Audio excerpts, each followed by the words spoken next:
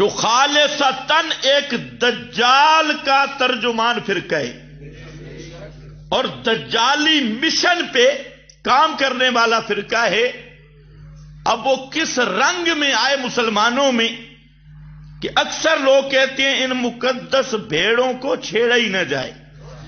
ایسی کوئی مقدس بھیڑیں ہیں کہ ان کی بات ہی نہ کی جائے. ہم نے اللہ کے فضل سے اشاعت التوحید میں سب سے پہلے آواز بلند کی تھی کہ یہ دجالی گروہ ہے اور کتاب و سنت کے مد مقابل ایک گروہ ہے جن کا مقصد قرآن سے دور کرنا، اقامت توحید سے دور کرنا، توحید خالص سے دور کرنا، علماء ربانیین سے دور کرنا اور جہاد سے دور کرنا، کعبۃ اللہ سے دور کرنا. جتنے مشن اسرائیل کے ہیں دجال کے، وہ سب کے سب علی وجہ الاتم ان کو مسلمانوں میں پھیلانے کے لیے وہاں اوریجنل یہودی لانے کی ضرورت نہیں ہے. یہ ان کے مشن کے پورے پاسبانی.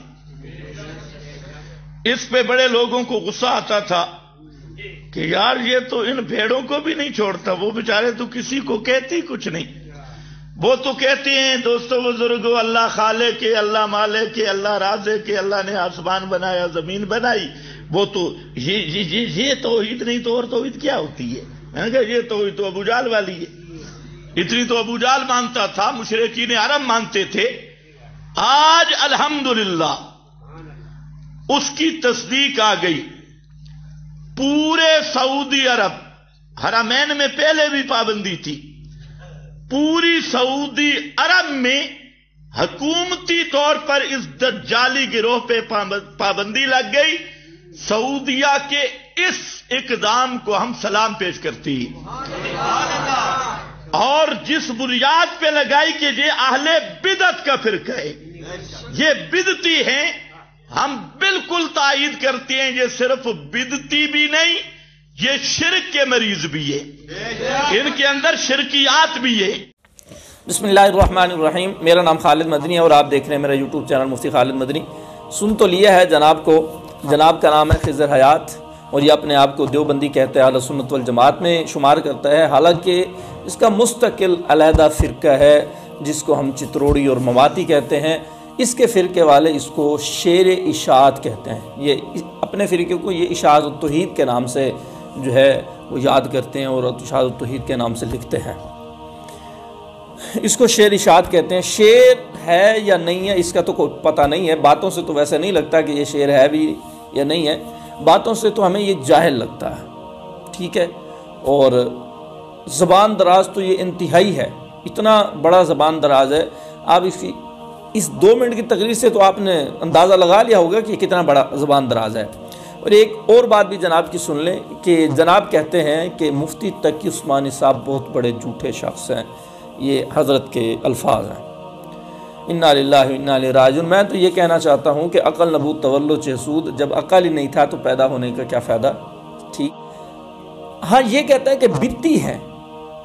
بدعتی کیوں کہتا ہے؟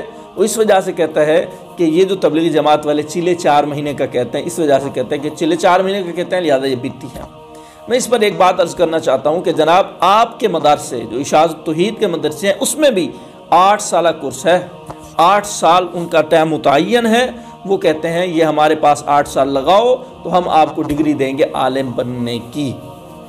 تو میں یہ پوچھنا چاہتا ہوں قرآن حدیث میں کہاں پہ لکھا ہے کہ 8 سال لگانے سے بندہ عالم بن جاتا ہے، قرآن حدیث جاننے والا بن جاتا ہے؟ مجھے بتاؤ کہاں پہ لکھا ہے؟ کہیں پہ بھی نہیں لکھا. جب اپنے اوپر بات آتی ہے تو کہتے ہیں وہ انتظامی معاملات ہیں. بھائی تبلیغی جماعت کے بھی انتظامی معاملات ہیں اور کچھ نہیں ہے تبلیغی جماعت کا.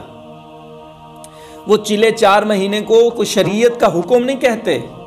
وہ یہ کہتے ہیں کہ یار چلا 4 مہینے لگانے سے انسان کے اندر اتنی کیفیت پیدا ہو جاتی ہے، آج کل جس طرح جہالت چل رہی ہے، کہ بندہ کو پتہ چل جاتا ہے کہ یار نماز کیا چیز ہے، نماز کے اندر پڑھنا کیا ہے، رکوع کے اندر کیا پڑھنا ہے.